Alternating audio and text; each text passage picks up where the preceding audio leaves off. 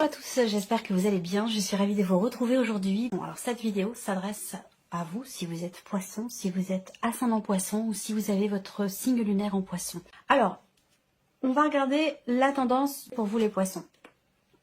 Le pendu et le magicien, rien que ça quand même. Hein. Donc là, très clairement, il y a un nouvel élan possible par rapport à une manière de percevoir ce que vous vivez, ce que vous ressentez ou ce qui se passe dans votre vie. Le pendu, c'est l'énergie qui vous invite à vous positionner différemment, sous un autre angle, à vous positionner autrement pour avoir des perspectives différentes ou pour avoir un point de vue différent sur une situation, sur une relation, sur ce que vous vivez ou sur ce que vous ressentez. Et comme vous avez l'énergie du magicien ici, vous avez finalement toutes les cartes en main pour réussir finalement à y voir plus clair par rapport à ce que je viens de vous dire avant de commencer, pour réussir à trouver des solutions, pour réussir à vous renouveler, à vous réinventer ou à prendre un nouveau départ.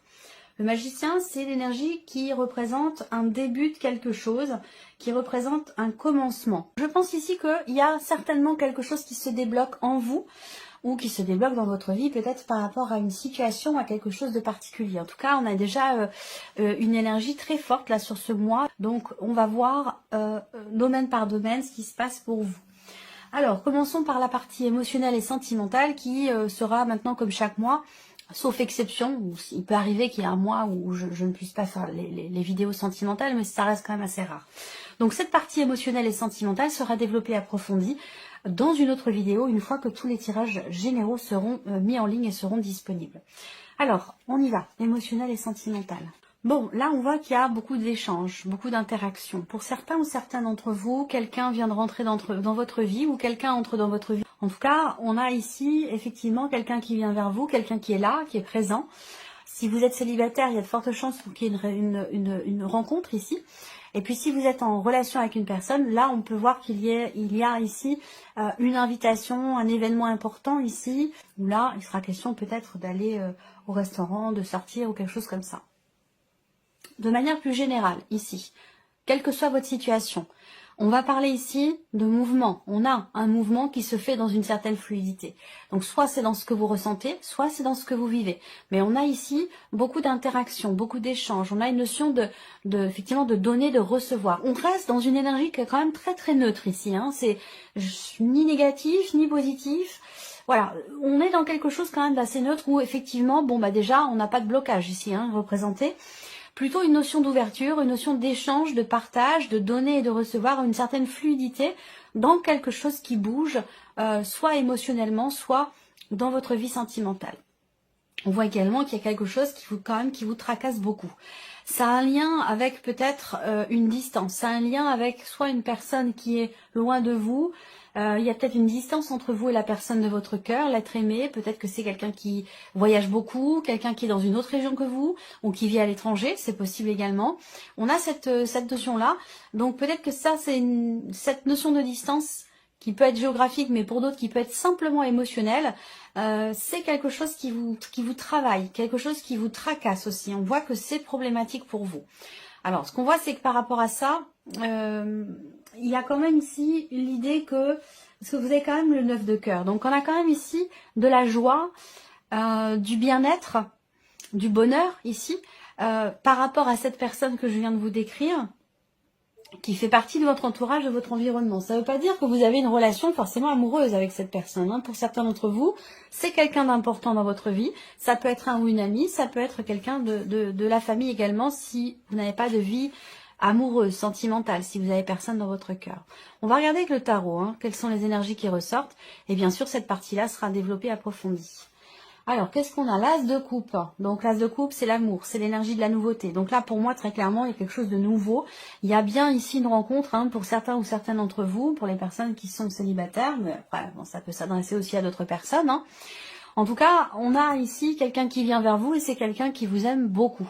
Ça peut être aussi des nouvelles que vous recevez. Vous recevez des nouvelles de la personne que vous aimez, d'une personne qui est importante pour vous dans votre vie. Et c'est visiblement quelqu'un qui vous aime beaucoup, quelqu'un avec qui il y a quand même des interactions profondes et sincères ici. On parle d'amour, on parle d'émotions quand même assez fortes. Et puis bien sûr, on parle de renouveau, on parle de quelque chose de nouveau. Cet as de coupe ici indique, puisque c'est un as, une énergie de nouveauté ici, sur le plan émotionnel, dans la vie sentimentale. Donc il y a visiblement un mouvement concernant quelque chose ou quelqu'un qui compte énormément pour vous, ou une situation qui est très investie émotionnellement parlant.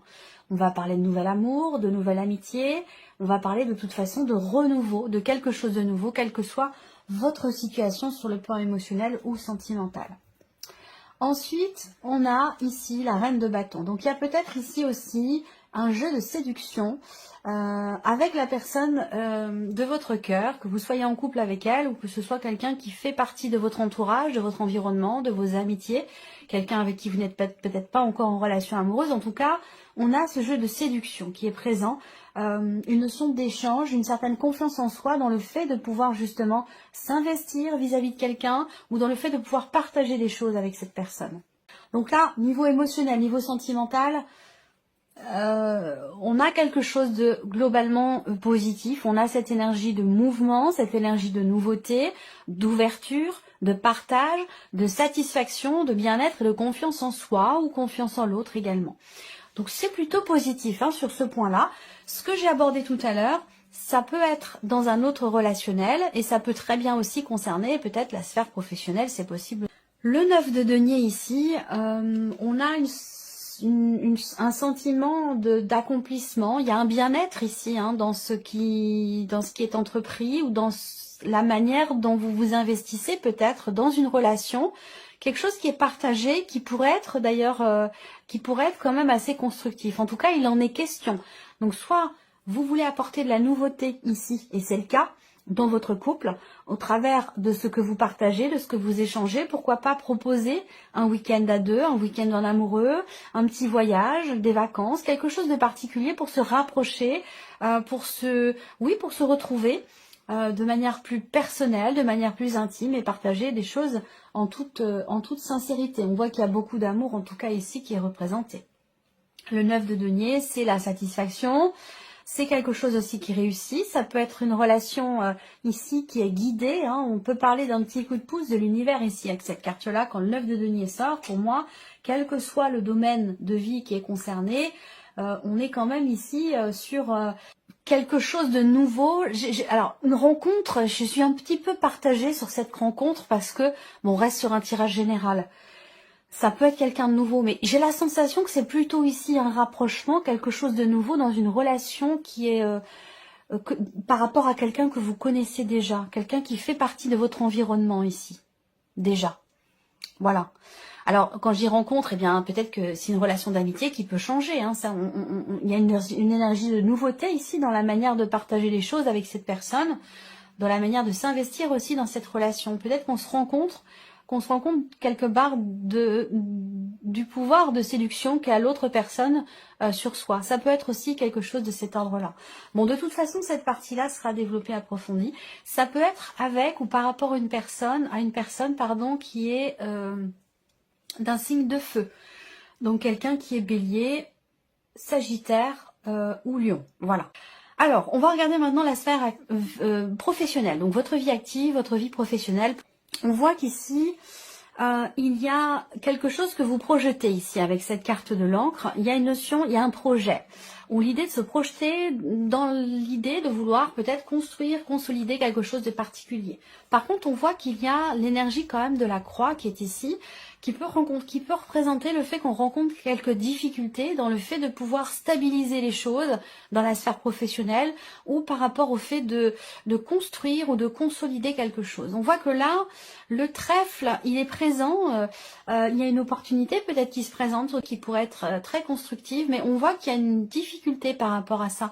Est-ce que c'est finalement une opportunité que vous avez peut-être du mal à saisir, peut-être que les conditions ne sont pas forcément réunies pour que vous puissiez saisir cette opportunité, ou voilà, ou alors ici il y a quelque chose qui est compliqué dans le fait de pouvoir mettre en place un projet, consolider quelque chose qui est en lien avec cette opportunité qui se présente. Mais c'est vrai qu'avec la croix, on a peut-être du mal justement à trouver quelque chose ou à saisir une opportunité. Alors on a l'encre, mais il y a quand même la croix toujours qui est à côté, donc qui vient colorer justement cette énergie de l'encre. Et là on voit qu'il y a quelque chose qui est bloqué, il y a une problématique. On peut lire là les choses autrement, ça peut être ici quelque chose de positif pour vous concernant un blocage par rapport à une augmentation, par rapport à votre salaire ou par rapport à l'aspect financier de votre vie active ou de votre vie professionnelle. Voilà. Donc là, avec le trèfle, il y a peut-être quelque chose de positif qui se présente par rapport à des difficultés financières, des difficultés concernant une trésorerie, une trésorerie ou quelque chose comme ça, pour les personnes qui travaillent de manière indépendante. On regarde avec le tarot pour le travail, la reine de coupe. Donc on voit que là, il est question pour certains ou certaines d'entre vous de saisir une opportunité, de tenter votre chance pour quelque chose de particulier. Et ça, on voit que ça vous tient beaucoup, beaucoup à cœur. C'est un projet de cœur, c'est quelque chose qui est investi émotionnellement et qui vous réjouit beaucoup. Par contre, on voit, comme je vous l'ai dit, avec l'encre et la croix, il y a quand même, on n'est pas dans une, contrairement ici à la vie sentimentale, on a une grande fluidité. Ici, pour le travail, on a quelque chose de plus compact, quelque chose de plus ralenti. Peut-être que ces blocages ici avec le pendu qui peut représenter effectivement le fait de se sentir un peu coincé, impuissant face à certains éléments, face à une situation, se sent bloqué, ça peut parler de blocage aussi. Donc peut-être que c'est un rapport ici avec la sphère professionnelle, mais avec le magicien, pour moi, très clairement, vous allez savoir rebondir ou trouver des solutions, voir les choses autrement pour débloquer justement cette situation sur le plan professionnel par rapport à votre situation, quelle qu'elle soit. La tour, donc là, on a, avec la tour, elle est sortie pour un autre signe aussi, mais peut-être pas à cet endroit-là. La tour ici, c'est l'imprévu, c'est l'inattendu, positif ou négatif. On va voir la troisième carte du tarot qui ressort là. Mais avec la tour, il est question de revoir peut-être sa copie par rapport à un projet. Peut-être que la manière dont vous percevez ce projet, pour certains ou certaines d'entre vous, n'est peut-être pas forcément la meilleure et c'est ce qui fait que les choses ont tendance à être ralenties, à ne pas avancer ou vous avez l'impression que c'est bloqué. Donc il peut être question ici de prendre conscience de quelque chose concernant ce projet, concernant l'avancement de ce projet, prendre conscience aussi de la nécessité peut-être de revoir les choses, de revisiter ce projet et d'essayer de le voir peut-être autrement, d'une autre manière, sous un autre angle. Là, on voit bien qu'effectivement, il y a une situation qui vous perturbe ici, le 9 d'épée, avec la croix, dans le travail, il y a une souffrance, il y a une difficulté au travail, il y a une pénibilité, ça peut être un environnement, ça peut être un projet qu'on n'arrive pas à mener à bien, ça peut être simplement le fait de ne pas trouver, de ne pas pouvoir tenter sa chance pour quelque chose. On voit qu'avec le 9 d'épée, effectivement, il y a une fragilité ici dans le sens où, vous voyez, ce personnage, il a sa tête entre ses mains.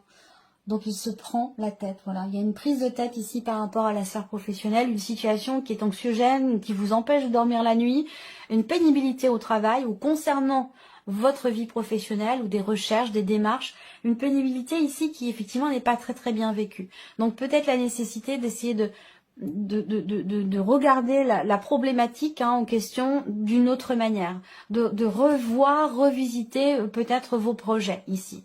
On continue, l'aspect ici matériel et financier pour vous les poissons, la femme et l'arbre. Alors la femme, elle vous représente vous ou la personne qui est en face de vous, c'est possible. Là, encore une fois, il y a une tension familiale ici, donc des désaccords, des tensions, des conflits familiaux ici par rapport à de l'argent. Donc ça peut faire référence, ça peut faire écho avec une histoire d'héritage, une histoire de partage, de patrimoine ou quelque chose comme ça.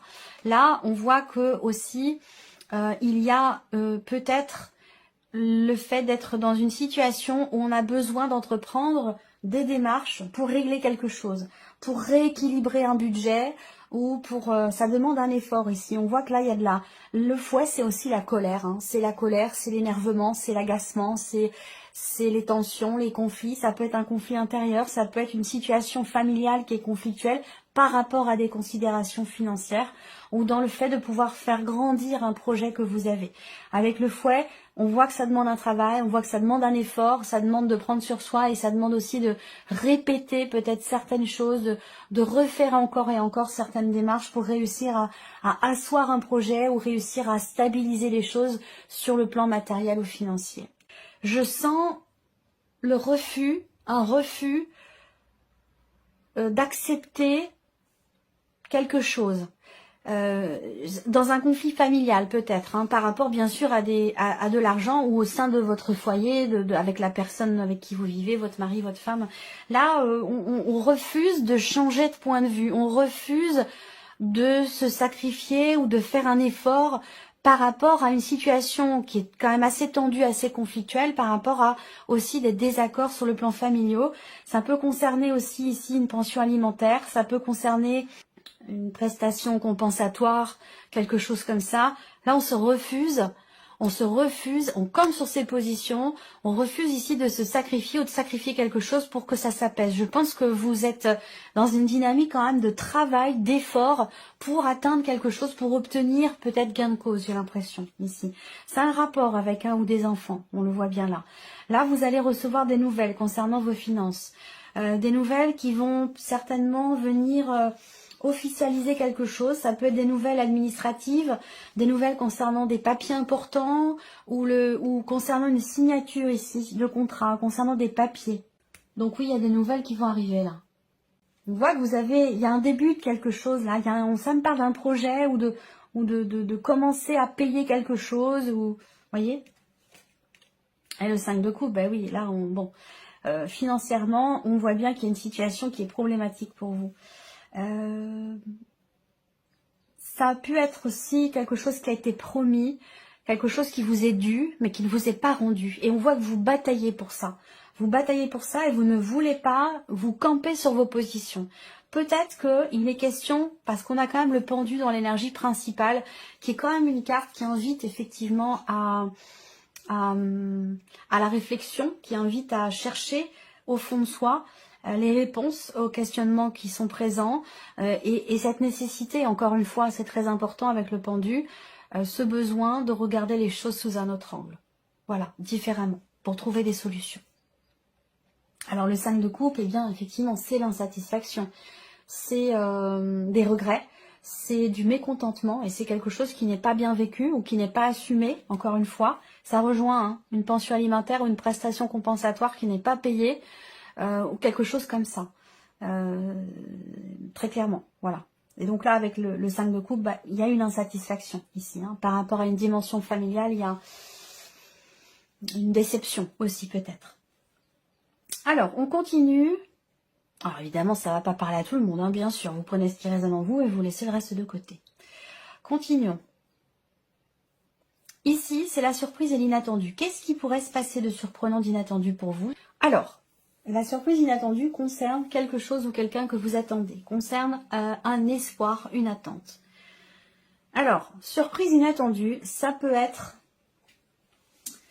ça peut concerner quelqu'un de jeune, un ado, un enfant, ou voilà, quelqu'un quand même d'assez jeune, ou quelqu'un plus jeune que vous, quelqu'un qui a une différence d'âge, c'est pas forcément l'un de vos enfants, mais ça peut l'être. Ou ici, peut-être qu'on découvre qu'il y a, à un moment donné, peut-être... comment je pourrais dire ça, on découvre que par exemple que son ado fume un petit peu, voilà, il peut y avoir des choses comme ça. Il y a beaucoup de stress aussi, beaucoup de stress par rapport encore une fois à cette jeune personne. Alors on parle d'un projet là, d'un projet. On a l'énergie des souris quand même au centre, donc bon, vous connaissez peut-être maintenant avec le Normand l'énergie des souris. Les souris, c'est quelque chose, c'est l'énergie de quelque chose qui vous grignote petit à petit. C'est l'énergie du stress, c'est l'énergie du manque, c'est l'énergie de la perte. C'est voilà, c'est une énergie qui n'est pas forcément évidente.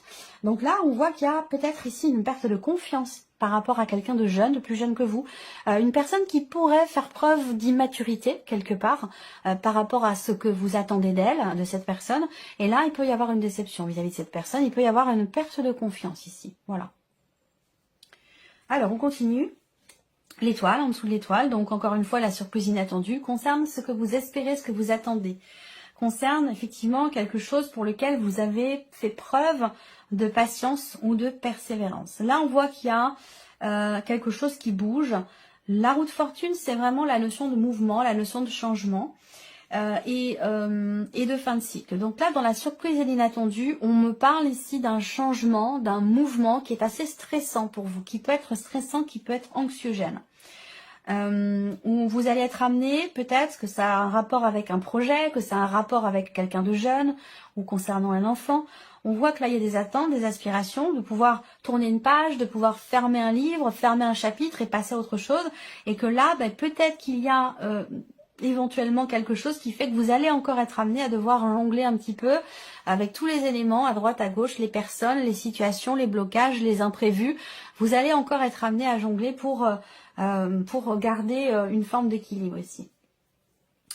Là, on peut parler d'argent ici. Surprise inattendue. Ça concerne un concert, une sortie, ça concerne un enfant et quelqu'un qui abuse un petit peu de votre confiance, j'allais dire ici quelque part. Voilà.